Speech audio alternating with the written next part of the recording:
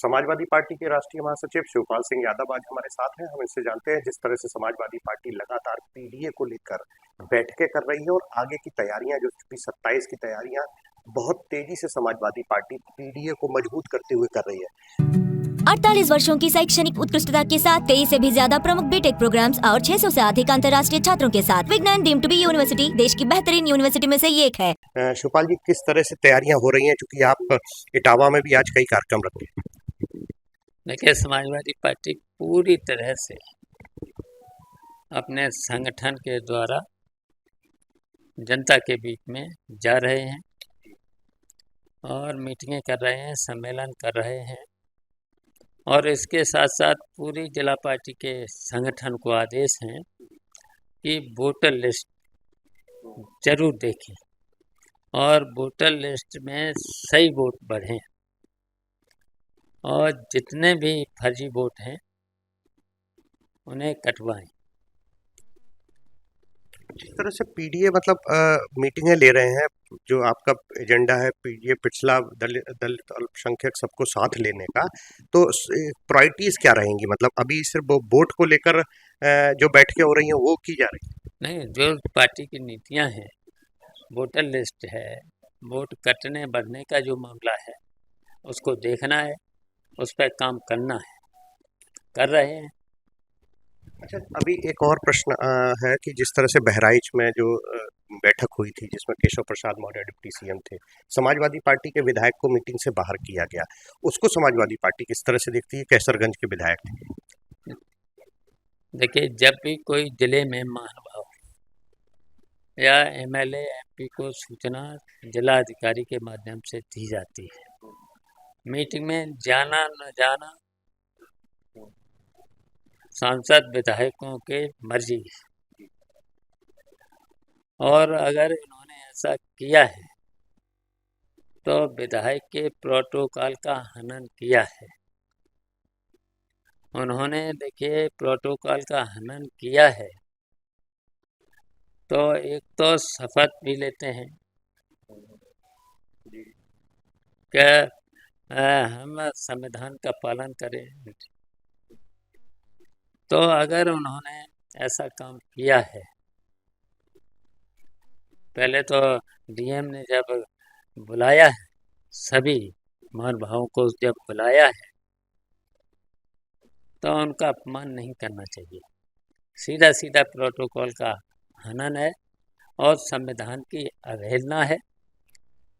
तो इसकी तो फिर हम लोग शिकायत तो कंप्लेंट करेंगे।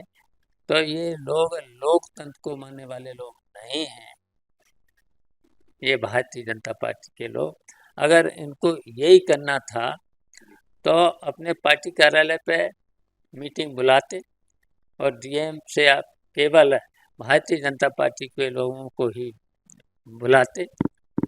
तो ये तो सरासर इन्होंने जनप्रतिनिधि विधायक का अपमान किया है, तो इसकी तो शिकायत कंप्लेंट होगी।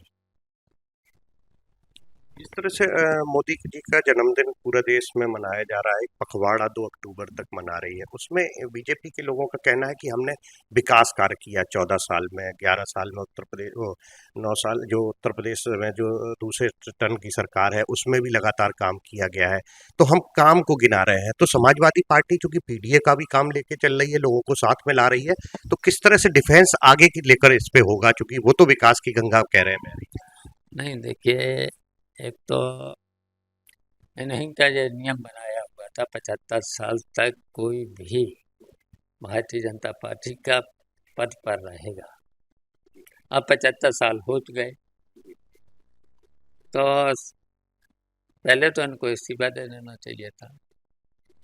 इस्तीफा नहीं दिया है तो और जहाँ तक विकास का मामला है, इन्होंने कोई विकास नहीं किया है। इन जब से ये सत्ता में है कोई विकास नहीं किया है। और यूपी में ही देख लो, केवल सवेरे से शाम तक मैंने कहा कि जो झूठ बोलने की फैक्ट्री से आते हैं सब लोग। लॉ एंड ऑर्डर की बात करते हैं कि हमारा लॉ एंड ऑर्डर दुनिया में जाना जाता है, कि ये जो कार्यकाल है कि वो लॉ एंड ऑर्डर में बहुत अच्छा कह रहे हैं, उसको आप किस तरह से? देखिए लाइन ऑर्डर तो है ही नहीं है। रोज हत्याएं हो रही हैं, गैंग रेप जैसी घटनाएं हो रही हैं।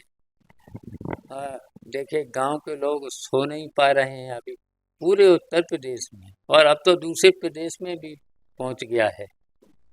तो ये लाइन ऑर्डर है, लाइन ऑर्डर नहीं। और देखिए इन्होंने पूरे प्रदेश नहीं देश की जनता को लूट लिया है,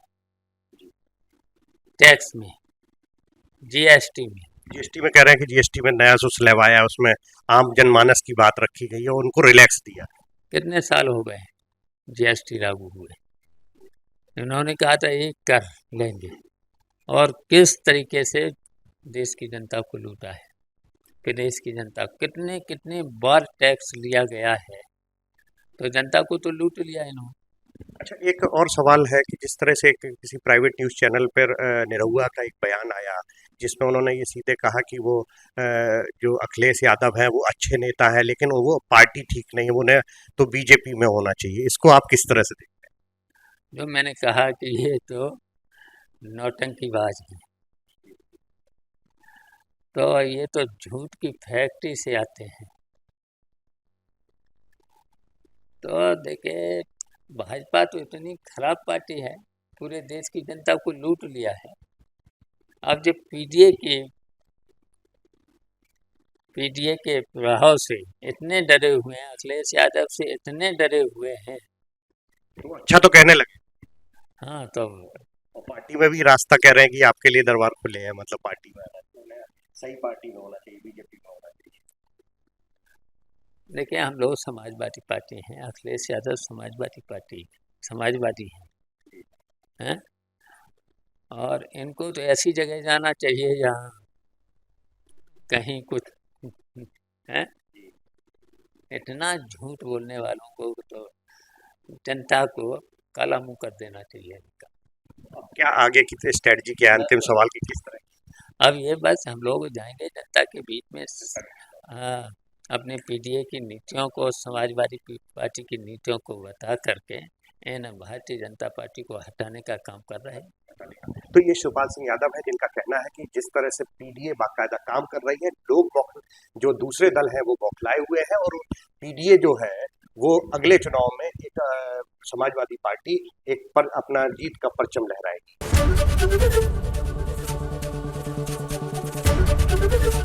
एबीपी गंगा, खबर आपकी, जुबान आपकी।